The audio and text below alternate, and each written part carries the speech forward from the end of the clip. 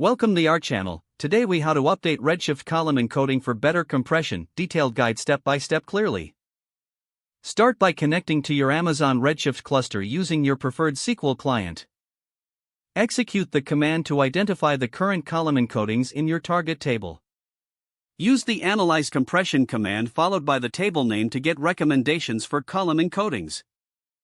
Review the output provided by the Analyze Compression command to understand which columns could benefit from encoding. Decide on the appropriate compression types based on the analysis results. For example, consider using ZSTD for high cardinality columns and ByteAddict for low cardinality columns. Structure an alter table command to modify the column encodings. Ensure to specify each column needing an encoding change and the new encoding type clearly. For example, use alter table name alter column name set encode new encoding.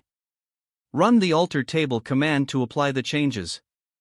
Once the changes are executed, rerun the analyze compression command to confirm the new encodings are being utilized.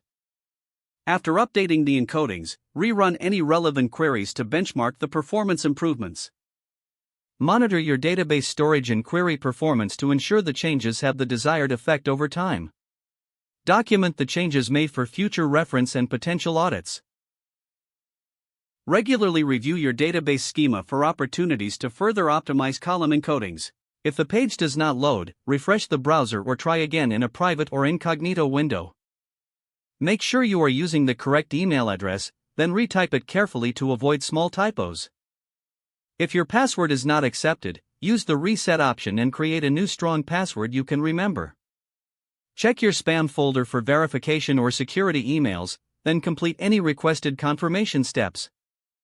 Enable two-factor authentication if available to improve account security and reduce unauthorized access risk. After signing in, review your profile details so your contact information and settings are accurate and current. If you see an error message, note it down and try again after restarting your device and internet connection. Log out when you finish, especially on shared devices, to keep your account and payment information secure.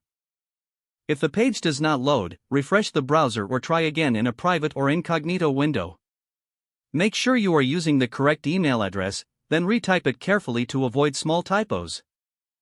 If your password is not accepted, use the reset option and create a new strong password you can remember. Check your spam folder for verification or security emails, then complete any requested confirmation steps. Enable two-factor authentication if available to improve account security and reduce unauthorized access risk. Don't forget to like this video and subscribe to our channel for more step-by-step tech guides.